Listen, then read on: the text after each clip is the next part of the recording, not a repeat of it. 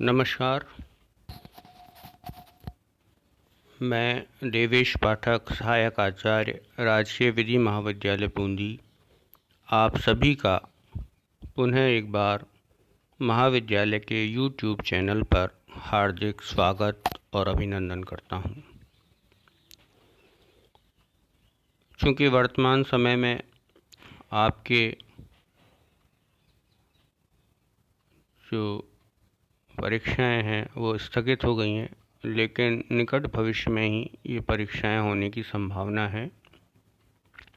तो हम जो अपना अध्ययन अभी तक कर रहे थे उसी को जारी रखेंगे, क्योंकि ये जो पेपर है ये आपके LLB प्रथम वर्ष का जो सेमेस्टर सेकंड है उसका एक पेपर है। तो इसकी परीक्षा विश्वविद्यालय हो सकता है कि आगामी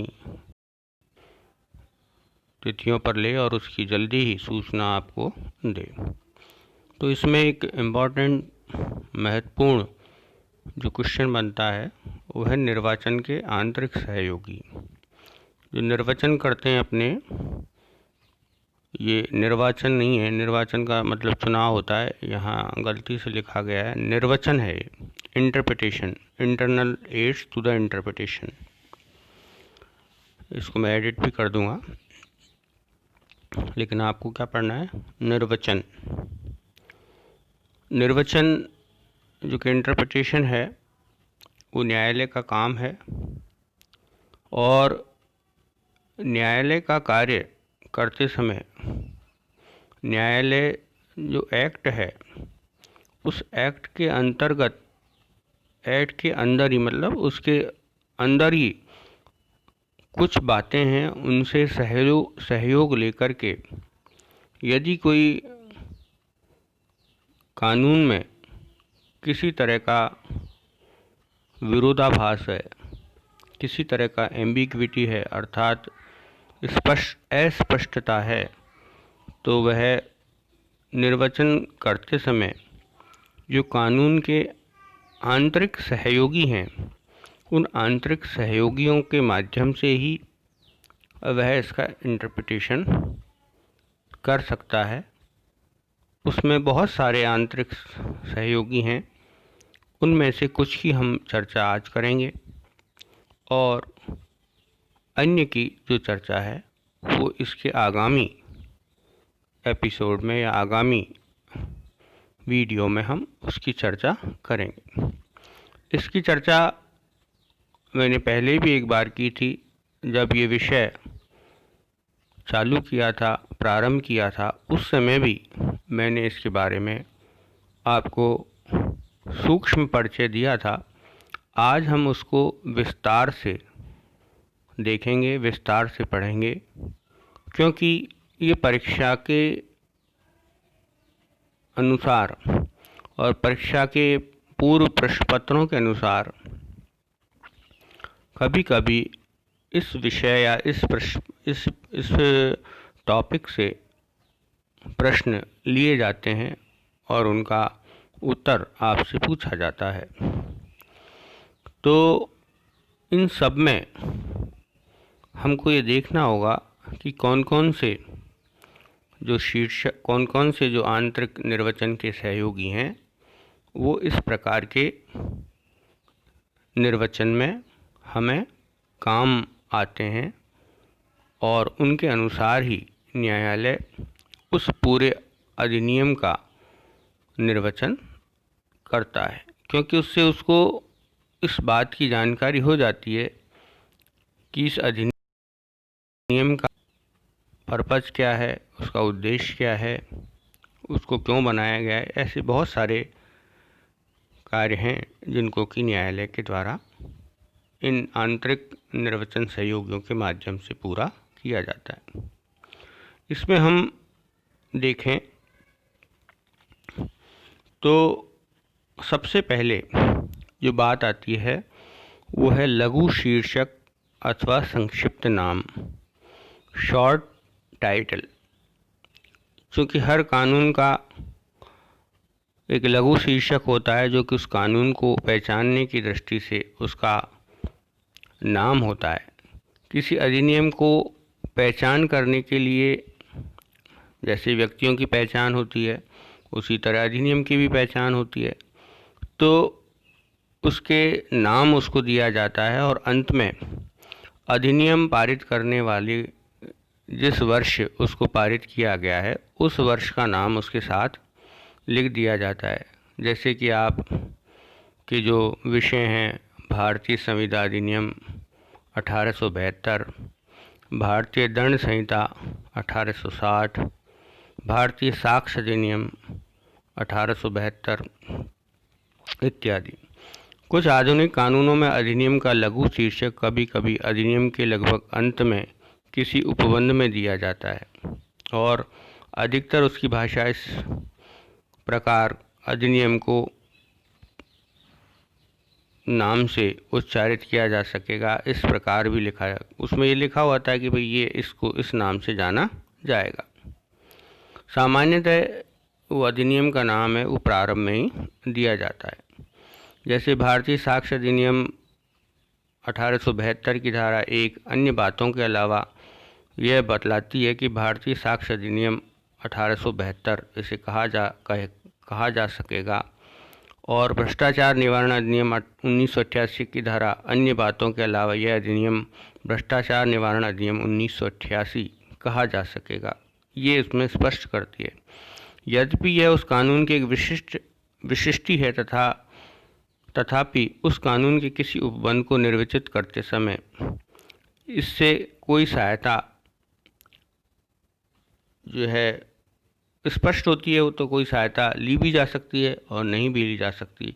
ये उस कानून को स्पष्ट करने के लिए जो है एक महत्वपूर्ण चीज़ है, महत्वपूर्ण बात है। नंबर 2 जो आता है वो है दीर्घ शीर्षक अथवा विस्तृत नाम। प्रत्येक कानून, जिसको कि लॉन्ग टाइटल कहते हैं, प्रत्येक कानून अपने नाम के पश्चात दीर्घ शीर्षक से ही प्रारंभ होता है। इसका हेतु उस कानून के उद्देश्यों के बारे में एक साधारण जानकारी देता है। दीर्घ शीर्षक उस कानून के बारे में एक साधारण जानकारी आपको प्रदान करता है कि किस कार्य के लिए इस कानून को बनाया गया है।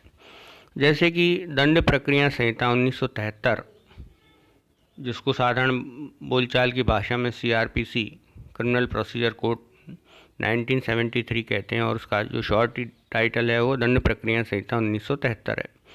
लेकिन इसका जो दीर्घ शीर्षक है वो ये कहता है दंड प्रक्रिया संबंधी विधि का समेकन और संशोधन करने के लिए अधिनियम। तो इसमें इस बात का स्पष्टता आ गई कि दंड प्रक्रिया से संबंधित जो विधि जो फैली हुई है अलग अलग जगह, उनको एक जगह इकट्ठा करके और संशोधन करने के लिए ये अधिनियम पारित किया गया है। इसी तरह भ्रष्टाचार निवारण अधिनियम 1988 का दीर्घ शीर्षक ये कहता है कि भ्रष्टाचार निवारण और उससे संबंधित मामलों की विधि का समेकन और संशोधन करने के लिए अधिनियम। तो इस तरह से जो विस्तृत नाम है वो इस बात को बतलाते हैं कि किस उद्देश्य और किस कार्य के लिए उस प्रकार के कानून का निर्माण किया गया है। अब इस बात की यदि कहें कि कोई समस्या उत्पन्न होती कि ये कानून किस लिए बनाया गया है, तो दीर्घ शीर्षक देख करके न्यायालय तुरंत ही इस बात को जान लेगा कि किस कारण से इस कानून का निर्माण किया गया है। उदाहरण के लिए यदि हम देखें जो केस लॉ है उसमें, तो हम देखें अश्वनी कुमार बनाम Arvind Bose AIR 1952 supreme court 369 में याची उच्चतम न्यायालय तथा कलकत्ता उच्च न्यायालय दोनों का ही अधिवक्ता था। उसने रजिस्ट्री की मूल शाखा में स्वयं के पक्ष में अपने मुवक्किल की ओर से उपस्थित होने का समुचित आधार दाखिल किया। जो वकालतनामा और जो पावर जिसको बोलते हैं वो उसने दाखिल किया। इस आधार पर कि उच्च न्यायालय की मूल शाखा के नियम एवं आदेश के अंतर्गत एक अधिवक्ता केवल अभिभाग कर सकता है, कार्य नहीं कर सकता, उसके आधार को वापस कर दिया गया। याची ने तर्क दिया कि उच्चतम न्यायालय का अधिवक्ता होने के कारण वह अटॉर्नी से अटॉर्नी से बिना कोई अनुदेश प्राप्त किए स्वयं ही कार्य एवं विभाग दोनों कर सकता है। उच्च न्यायालय विधि व्यवसाय अधिनियम 1951 के दीर्घ शीर्षक अधिनियम जो उच्चतम न्यायालय के अधिवक्ताओं को किसी भी उच्च न्यायालय में अधिकार स्वरूप विधि व्यवसाय करने को प्राधिकृत करता है की ओर ध्यान देते हुए याचिका तर्क स्वीकार कर लिया गया और अपने मुवक्किल की ओर से कार्य करने और अभिभाग करने की स्वीकृति प्रदान की गई। तो जो उच्चतम न्यायालय विदिन ब्रैकेट उच्च न्यायालय में विधि व्यवसाय अधिनियम 1951 के जो दीर्घ शीर्षक है, जो कि अधिनियम जो ये कहता है कि उच्चतम न्यायालय के अधिवक्ताओं को किसी भी उच्च न्यायालय में अधिकार स्वरूप विधि व्यवसाय करने का प्राधिकृत करता है, उस आधार पर इसको निर्णीत करते हुए ये मान लिया गया, ये उच्चतम न्यायालय ने ये स्वीकार किया कि वह कार्य भी कर सकता है और अभिभाग भी उसके द्वारा किया जा सकता है। तो ये एक दीर्घ शीर्षक से स्पष्टता आती है और स्पष्टता के माध्यम से वो इंटरप्रिटेशन न्यायालय के द्वारा किया जा सकता है, क्योंकि उसका उद्देश्य क्या है ये सारी बात एक दीर्घ शीर्षक के तहत लिख दी जाती है। उद्देशिका अलग है, लेकिन उद्देशिका के साथ यदि दीर्घ शीर्षक से ही बात स्पष्ट होती है तो दीर्घ शीर्षक को ही उपयोग में लाते हुए हमें उसका प्रयोग करते हुए न्यायालय उसके अनुसार ही निर्णय कर सकता है। इसके बाद आती है उद्देशिका प्रियम्बल। उद्देशिका में अधिनियम के प्रमुख उद्देश्यों का वर्णन होता है और इसलिए कानून का ही एक भाग इसको माना गया है। इस कारण न्यायालय ने इसको निर्वचन का एक आंतरिक सहयोगी के रूप में मान्यता प्रदान की है। ऐसा कहा जाता है कि उद्देशिका का विधायिका के मस्तिष्क को खोलने की चाबी है, परंतु स्पष्टतः यह कहा गया है कि यदि किसी अधिनियम की भाषा स्पष्ट एवं असंदिग्ध है तो निर्वचन के सहयोगी के रूप में उद्देशिका की कोई भूमिका नहीं है। ये एक तरह से उद्देशिका पूरा जिस्ट है, एक तरह से सार है पूरे अधिनियम का। लेकिन ये कहा गया है कि यदि अधिनियम स्वयं में ही स्पष्ट है तो ऐसी स्थिति में उद्देशिका का प्रयोग नहीं करना है, केवल वहीं इसका प्रयोग करना है जहाँ पर कि अधिनियम अस्पष्ट है। अन्यथा अधिनियम जहाँ स्पष्ट है वहाँ उद्देशिका का प्रयोग नहीं किया जाना चाहिए। वैसे उद्देशिका एक अधिनियम का ही एक भाग के रूप में इसको माना गया है। किसी विशिष्ट उपबंध के यदि एक से अधिक अर्थ निकलते हों तो उसके वास्तविक अर्थ की जानकारी के लिए उद्देशिका से सहायता ली जा सकती है। आधुनिक रुख अधिनियम में सामान्यतः विशेष उद्देशिका न रखने का है। इसके फलस्वरूप निर्वाचन के एक आंतरिक सहयोगी के रूप में उद्देशिका का महत्व घट रहा है। वर्तमान में जो कानून जो बन रहे हैं उनमें कई कानूनों में उद्देशिका नहीं है, तो ऐसी स्थिति में ये कहा जा सकता है कि एक तरह से ये इसका जो उद्देशिका का जो महत्व है वो घट रहा है। अन्यथा हर एक कानून में उद्देशिका विधायिका के द्वारा बनाई जाती। लेकिन जहाँ पर ऐसी व्यवस्था है जिसमें कि कोई विशिष्ट कानून है वहाँ पर और संविधान की जहाँ तक बात है वहाँ उद्देशिका बहुत ही महत्वपूर्ण है और उद्देशिका के माध्यम से कई कानूनों का निर्वचन सर्वोच्च न्यायालय के द्वारा किया गया है। इसमें हम जो केस लॉ देखें तो उसमें हम देखेंगे पश्चिम बंगाल राज्य बनाम अनवर अली AIR 1952 सर्वोच्च न्यायालय 75। इस मामले में अनुच्छेद 14 के संदर्भ में पश्चिम बंगाल विशेष न्यायालय अधिनियम 1950 की धारा 5 की संवैधानिकता का प्रश्न था। इस धारा के अंतर्गत राज्य सरकार को यह चुनने का अधिकार था कि कौन से अपराध विशेष प्रक्रिया के अंतर्गत विशेष न्यायालयों द्वारा विचारणीय हों। अधिनियम की उद्देशिका की भाषा इस प्रकार है: कतिपय अपराधों के लिए अधिक शीघ्र विचारण होना समीचीन है। कुछ विशेष प्रकार के अपराधों के लिए। उच्चतम न्यायालय ने कहा कि विशिष्ट उपबंध की भाषा तथा साथ में अधिनियम के उद्देश्य का स्पष्ट है एवं असंदिग्ध रूप से राज्य सरकार को विवेकाधिकार प्रदान करते हैं कि कौन से अपराध विशेष प्रक्रिया के अंतर्गत विचारण के लिए विशेष न्यायालयों में जाने योग्य है। इसलिए यह विशिष्ट उपबंध पूर्णतः विधि संगत और संवैधानिक है। अर्थात उसमें ये कहा गया है कि विशेष प्रकार के जो अपराध हैं तो उनको राज्य सरकार तय करेगी कौन से विशेष प्रकार के अपराध हैं जिनके लिए इस तरह के कानून की व्यवस्था की गई है। और उसके प्रकार के जो उस तरह के जो अपराध हैं उनके लिए विशेष न्यायालय और विशेष प्रक्रिया उनके लिए अपनाई जाएगी। इसी तरह यदि हम देखें तो बहुत सारे जो मुकदमे हैं वो इस तरह से कोर्ट के द्वारा उद्देशिका के माध्यम से उनका निर्वचन किया गया है। एक केस और इसमें देखते हैं, आत्म प्रकाश बनाम हरियाणा राज्य में भी उच्चतम न्यायालय ने कहा, जो कि EIR 1986 का सुप्रीम कोर्ट का जजमेंट है, कि संविधान की व्याख्या करनी हो अथवा किसी कानून की संवैधानिक प्रामाणिकता की जांच करना हो, एक प्रमुख नियम यह है कि संविधान की उद्देशिका को पथ प्रदर्शक रोशनी तथा राज्य के नीति निर्देशक सिद्धांतों को निर्वचन की पुस्तक के रूप में देखना चाहिए। उद्देशिका में लोक आशा और आकांक्षा अंतर्निहित है तथा निर्देशक सिद्धांत प्राप्त करने वाले उद्देश्यों को स्पष्ट करता है।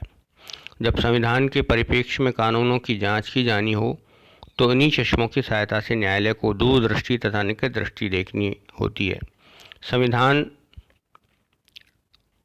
संविधान सुई जेनेरिस होने के कारण जहां संवैधानिक विवाद्यकों पर ध्यान दिया जा रहा है, तंग निर्वचनीय नियम जो विधायनीय अधिनियमितियों के निर्वचन के लिए सुसंगत हैं, अयोग्य हो सकते हैं। 1977 में संविधान के 42वें संशोधन द्वारा भारत एक समाजवादी गणतंत्र बना।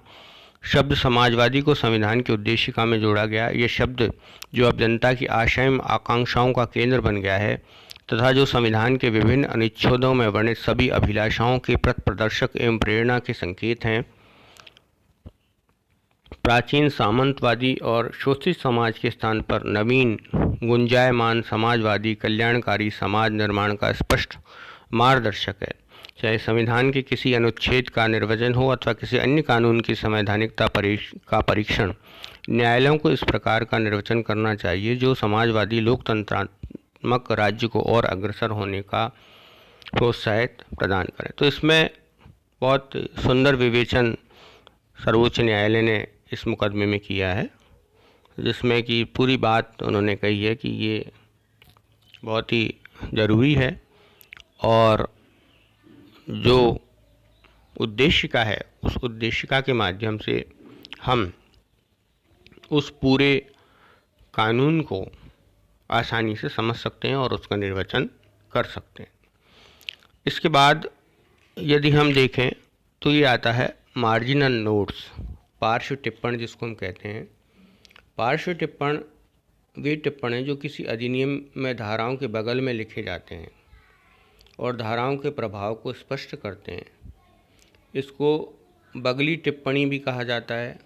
प्राचीन काल में जब किसी अधिनियमिति के वास्तविक अर्थ के बारे में कोई शंका होती थी तो कभी कभी पार्श्व टिप्पणी की सहायता से भी उस अधिनियमिति का उचित अर्थ ज्ञात कर लिया जाता था।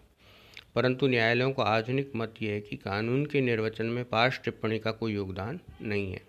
इस मत का आधार यह है कि पार्श्व टिप्पण कानून का भाग नहीं है, क्योंकि विधायक निर्धारित नहीं करते हैं और न ही उन्हें विधायिका के अनुदेश अथवा प्रभुत्व के अंतर्गत पार्श्व में मुद्रित किया जाता है। यह टिप्पण को पांडु लेखक के द्वारा निविष्ट किया जाता है और कभी कभी तो वह अशुद्ध भी हो सकते हैं।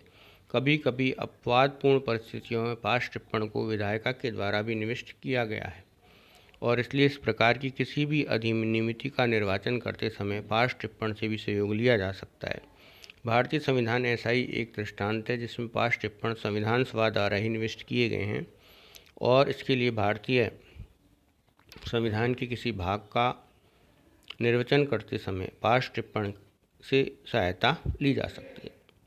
इसमें यदि हम केस लॉ देखें तो संविधान का केस है बंगाल इम्यूनिटी कंपनी बनाम बिहार राज्य, AIR 1955, supreme court 661/661 page number में उच्चतम न्यायालय ने बहुमत से यह अभिनिर्धारित किया कि संविधान के अनुच्छेद 286 का पार्श्व टिप्पण संविधान का भाग है और इस कारण उस अनुच्छेद के उद्देश्य एवं अर्थ को समझने के लिए इसका सहयोग लिया जा सकता है। अनुच्छेद 286 का पार्श्व टिप्पण है माल के क्रय का विक्रय पर कर के अधिरोपण के बारे में निर्बंधन। पार्श्व टिप्पण जो धारा होती है ना, उस धारा से पहले जो बोल्ड अक्षरों में लिखा जाता है उसको पार्श्व टिप्पण कहते हैं। यह ब्रिटिश संसद के अधिनियमों के पार्श्व टिप्पण के विपरीत संविधान सभा द्वारा पारित किए जाने के कारण संविधान का भाग है और प्रथम दृष्टया उस अनुच्छेद के उद्देश्य एवं अर्थ को जानने का संकेत है। परंतु न्यायमूर्ति वेंकटरमन अय्यर ने अपने आत्ममत के निर्णय में कहा कि अनुच्छेद 286(1) के पार्श्व टिप्पण से उसके स्पष्टीकरण के निर्वचन में सहयोग लिया जा सकता है तथा संविधान में प्रयुक्त शब्दों के अर्थ को बदल नहीं सकता है। तो इस प्रकार से पार्श्व टिप्पण के बारे में बहुत स्पष्टता नहीं है, लेकिन पार्श्व टिप्पण भी क्या है? पार्श्व टिप्पण भी आंतरिक सहयोगी के तौर पर कार्य करता है, कार्य में लिया जाता है। इस प्रकार ये 4 बातें हमने आज देखी। नेक्स्ट वीडियो में इसको हम और आगे करेंगे। धन्यवाद।